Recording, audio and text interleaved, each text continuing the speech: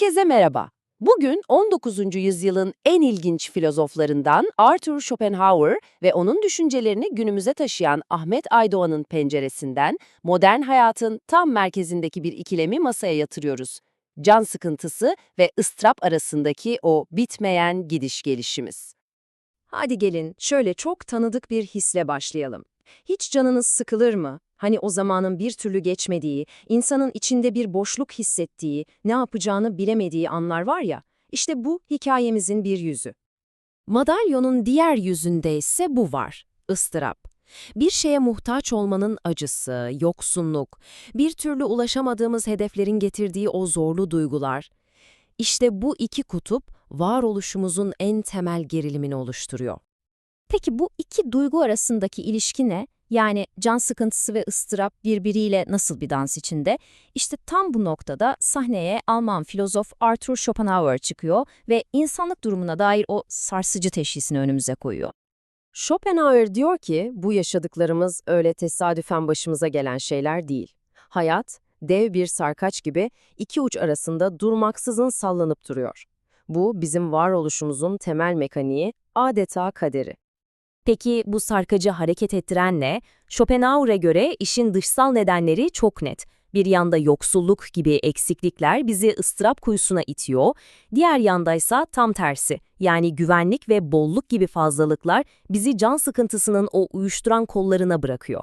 Yani birinden kaçayım derken hop öbürüne yakalanıyorsunuz. Tam bir kısır döngü. Ama asıl ilginç olan sarkacın bir de içsel boyutu olması. Schopenhauer'e göre zihinsel yapımız hangi düşmanla daha çok boğuşacağımızı belirliyor bir nevi. Mesela küt dediği yani daha az duyarlı bir zihin acıyı o kadar derinden hissetmez. Ama içindeki boşluk yüzünden can sıkıntısına çok daha yatkındır. Buna karşılık zengin, entelektüel bir zihin can sıkıntısına karşı adeta bağışıklıdır. Ama aynı zamanda her türlü acıya ve ıstıraba karşı da çok daha hassas, çok daha kırılgandır. Ve işte Schopenhauer'ın bu acımasız ama dürüst teşhisini özetleyen o meşhur sözü, hayat, kendini ıstırap ve can sıkıntısı arasında az ya da çok şiddetli bir salınım olarak sunar. Evet, kulağa biraz karamsar geliyor farkındayım ama aslında hayatın temelindeki o mücadeleye dair çok net, çok dürüst bir bakış açısı bu.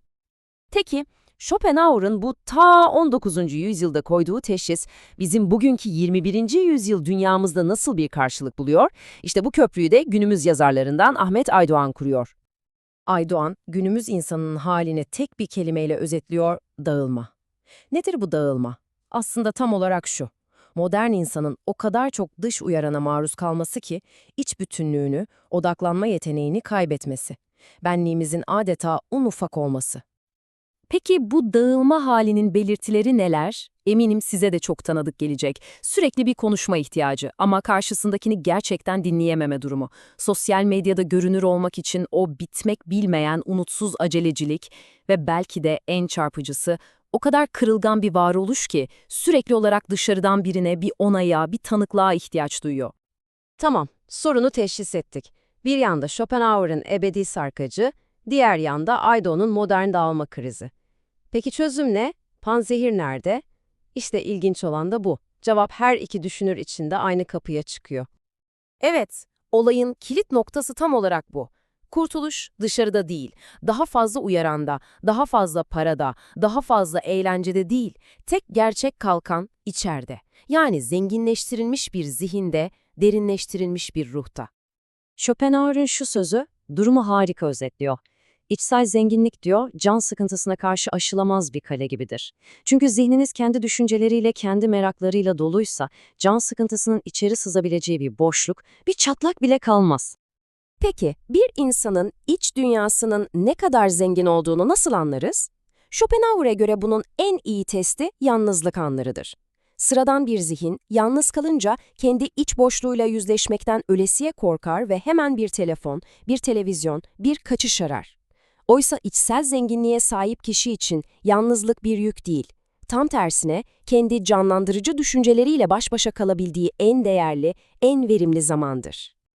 Çok güzel ama bu soyut içsel zenginlik kavramını nasıl somut bir eyleme dökeceğiz? Ahmet Aydoğan işte tam da bunun için hem çok basit hem de inanılmaz derecede güçlü bir yöntem öneriyor. okumak.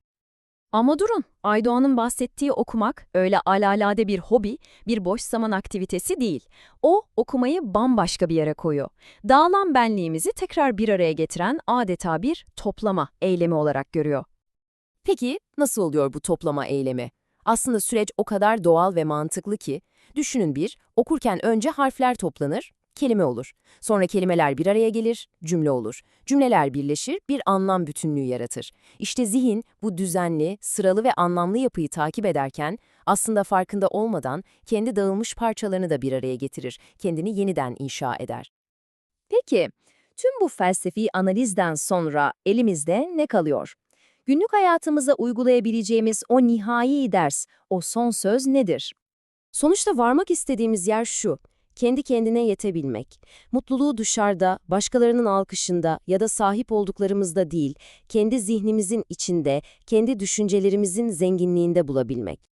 Ve aslında bu fikir hiç de yeni sayılmaz. Ta binlerce yıl önce Aristoteles de aynı şeyi söylemiş ki Schopenhauer da ondan sıkça bahseder. Mutlu olmak, kendi kendine yeter olmaktır. Bu, zamana meydan okuyan kadim bir bilgelik. Ve bu bölümü doğrudan size yöneltilmiş bir soruyla baş başa bırakarak bitirelim.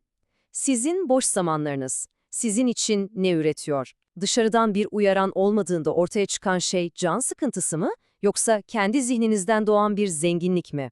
Vereceğiniz dürüst cevap, hayat sarkacınızın nerede sallandığını size gösterecektir.